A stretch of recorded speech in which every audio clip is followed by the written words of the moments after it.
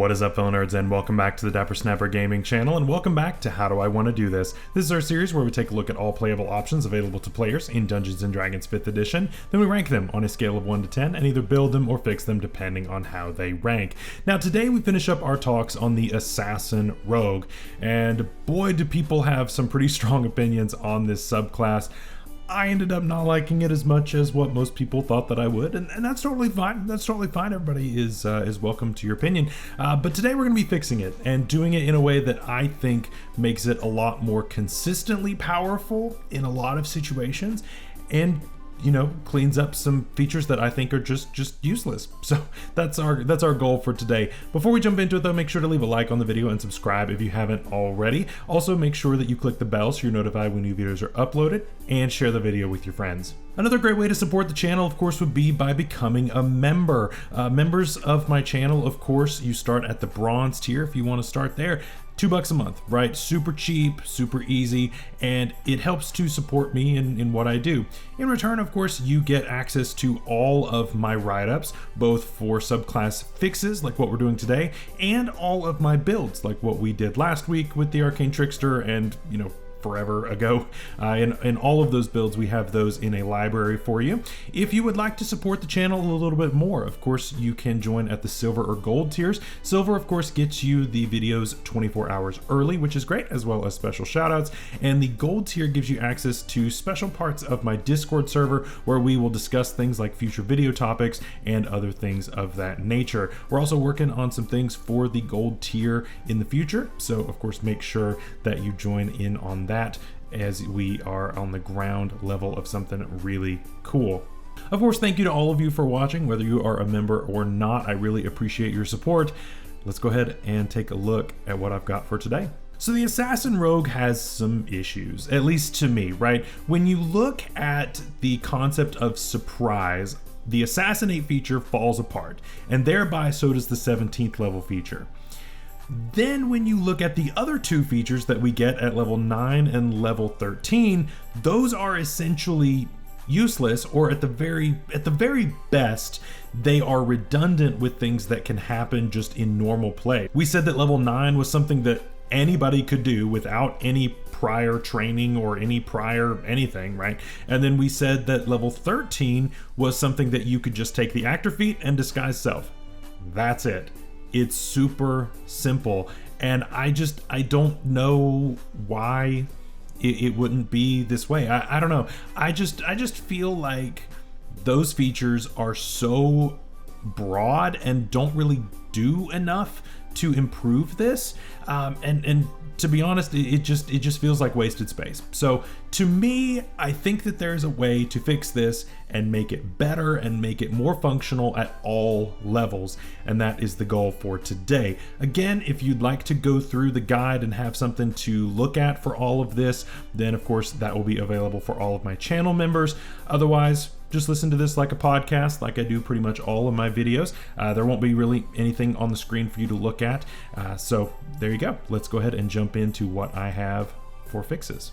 So level 3 looks a little different. It actually looks a lot different, except for bonus proficiencies. The bonus proficiencies stayed exactly the same. I think that's something that's nice, and it's going to come into play a little bit later. I actually want to use some of this a little bit later, and we'll see. But for now, we still get proficiency with Disguise Kit and Poisoner's Kit.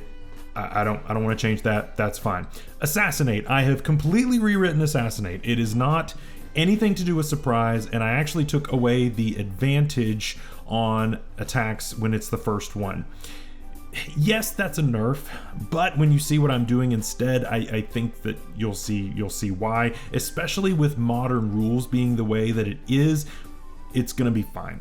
It's gonna be fine. I wanted something that was more widely applicable rather than something that only works on the first turn, maybe. and that's it, right? So with the new Assassinate feature, what I have done here is basically given you a pool of D6s, similar to the Soul Knife Rogue, right? The Soul Knife Rogue is a really cool subclass, which we will talk about here in a few weeks. I know that a lot of people have already been commenting on that. And so this has kind of that flair to it, but it's different. So with this, you get a pool of d6s, and I'm calling them assassination dice because it goes with subclass. And so you get a number of them equal to the number of d6s that you would deal in damage for sneak attack. This is for a few reasons. If we did it based on proficiency bonus, of course, then you can just go and multi-class away. And you really want to make sure that people want to stay in the subclass and keep going. This is a huge motivation to do that, right? Because this, of course, is going to scale and scale and scale every other level in Rogue. So I want people to stay in Rogue and not feel that they need to multi-class. And that's something that, again, the Soul Knife does really well, is it works off of these things and makes it better as you go. And that's kind of what I'm trying to do here. So we have a number of these dice equal to our sneak attack number of dice that we can deal on a turn. And then what we can do is we can expend these dice and deal extra damage equal to that number of dice that we want to expend whenever we get sneak attack. So this is essentially just dealing extra sneak attack damage, which is really, really powerful. Now it is limited. You cannot use more assassination dice than you have in proficiency bonus. So for right now, you can't use more than 2 at a time on a single attack. And then of course it'll become 3 here in a couple of levels and so on and so forth. That just keeps you from using them all at once, just because obviously these can go pretty fast, and it helps to have a little bit better of a sense of fairness when it comes to the DM's perspective, just because this can be pretty explosive. So that's kind of where we're at on that, and then you get them back on a short or long rest. I think this is a huge improvement, honestly, over the crit. Yes, you know, you're not going to be critting there, and of course crits feel really good if you get them, but I just don't think that tying anything to surprise is a good idea because of how it works. It's unreliable when you look at it from a general perspective, and I really think that you need something more generic when you're writing a feature like this. And so that's kind of what I've gone with, and we will revisit some other things having to do with this a little bit later as we go on. Also at level 3, I have moved Imposter to here. So if you remember, Imposter was a 13th level feature before. I have moved it up to 3rd level and then completely gutted it and changed it. Essentially what this is the actor feat minus the +1 bonus to charisma. That's all it is. It's the actor feat, except you don't get the charisma bump. It really is something that is very helpful, and it's so fringe on what we do need and what we got from the Imposter feature that I think it's best to just basically give the features of the actor feat here. I think it's super free. I think that all of this, being able to pass yourself off as a different person, being able to mimic sounds and it not take forever to do so. You know, before it was 3 hours, now it's just 1 minute, and that's so much better, right? I just think that this is a massive improvement, and again, we're getting this at level 3 rather than 13, which is huge, right? So really, really cool there. At level 9, we get Deadly Deception, at least that's what I've chosen to call it, and basically we can expend assassination dice in a couple new ways. Number 1, if we fail a deception check, then we can choose to expend one of these dice in order to possibly turn it into a success. And of course the die is not expended unless it actually changes the outcome. This is very similar to Soul Knife, right? Of course, if you've looked through Soul Knife and read through that, it has a similar feature. Soul Knife does this correctly, and Soul Knife is much better than this. This is a lot more pigeonholed than what Soul Knife does, and I don't want to step on Soul Knife's toes too much here. But I think that being able to add this to a deception check is super handy. And again, let me know in the comments down below if you think that this should be a little more widely applicable, but I do think that it being a little more pigeonholed is more appropriate for this, just because Soul Knife is Soul Knife, and I don't want these to bleed into each other too badly.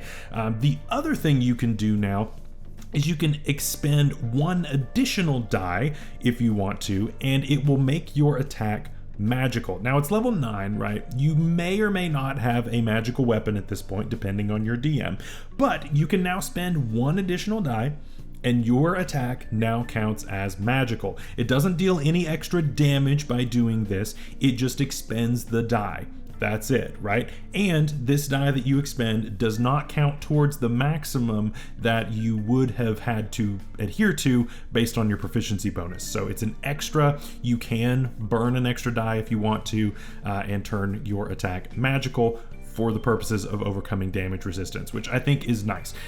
Is that the most busted 9th level feature? No, I don't think so. But it does give us a little bit more of a wide application for the pool of dice.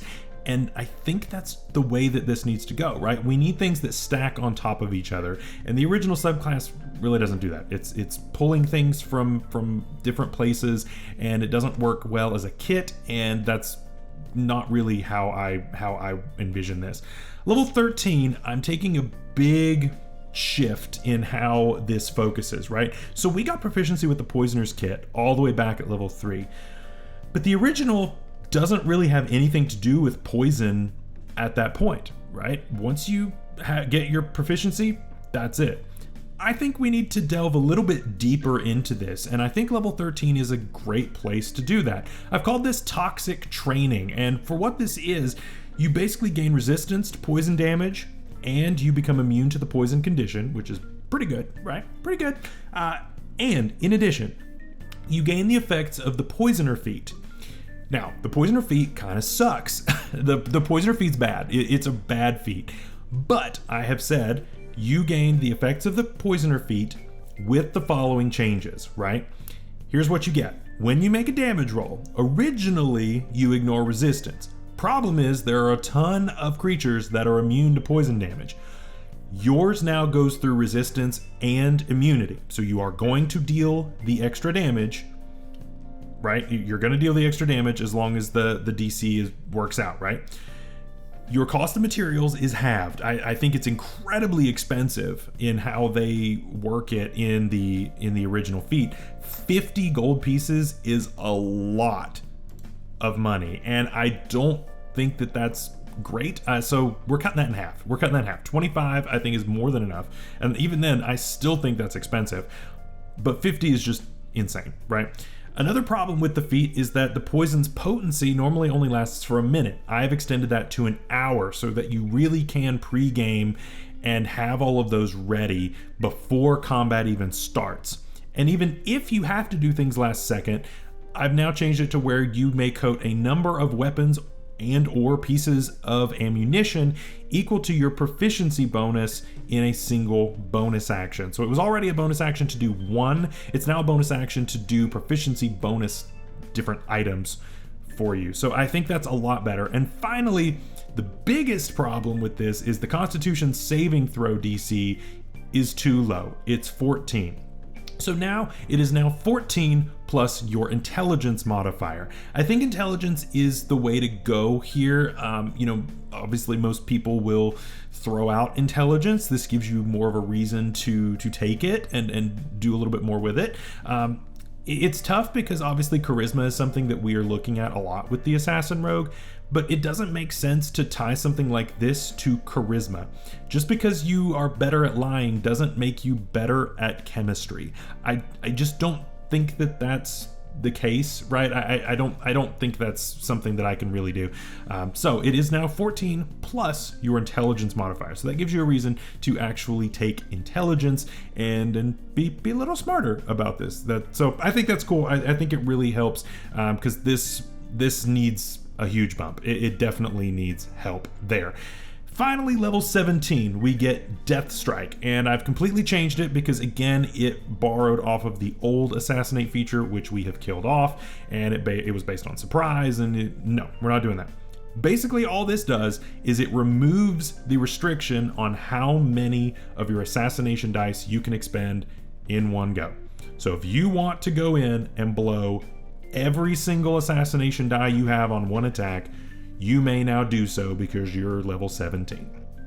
I think by this point it's fine to do that, and that is a massive jump from 5 or 6 up to 9. It's wild, and eventually 10. So yeah, this makes a huge difference in your damage, obviously, but again, you get that once and then you gotta rest.